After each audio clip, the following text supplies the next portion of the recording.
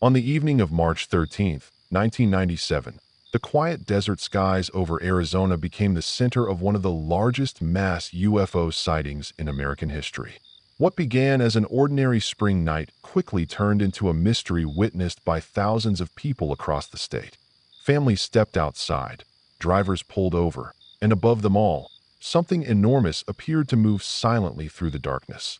The first reports began shortly before 8 p.m., when residents across northern Arizona described a massive V-shaped formation of lights gliding slowly overhead. Witnesses consistently reported that the object, or objects, made no sound at all. Many insisted this was not a group of separate aircraft, but a single gigantic craft so large it seemed to block out the stars as it passed. The formation reportedly traveled a long path across the state, moving steadily and silently through the night sky. What made the sightings even more compelling was the sheer number of observers. Several thousand people reported seeing the lights that night. Police officers, pilots, and ordinary citizens all described similar patterns in the sky, giving the event an unusual level of credibility compared to most UFO reports. Later that same night, between roughly 9:15 and 9:35 p.m., a second series of lights appeared near the Sierra Estrella mountain range, southwest of Phoenix. These lights looked different from the earlier formation. Instead of moving across the sky, they appeared as glowing orbs arranged in a line, slowly descending before fading from view. Over time, both events would become collectively known as the Phoenix Lights. In the days that followed, public curiosity exploded. Local news stations were flooded with calls, and the story quickly spread nationwide. Yet despite the massive number of witnesses, no full official government investigation was ever launched into the incident.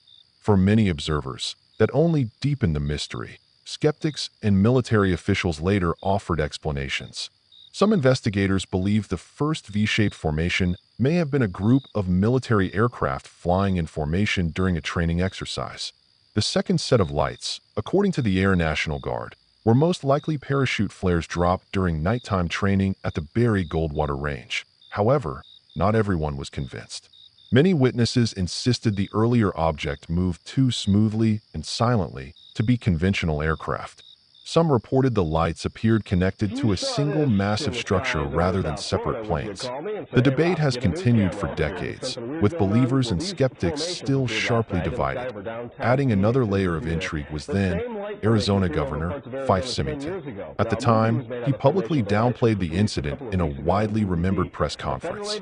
But years later, he surprised many by admitting that he himself had witnessed a large, unexplained object in the sky that night. Nearly 3 decades later, the Phoenix Lights remain one of the most famous and controversial UFO events in American history.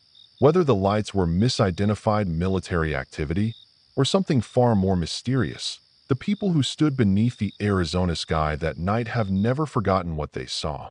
And even today, one question still lingers in the desert darkness: what really flew over Phoenix in 1997?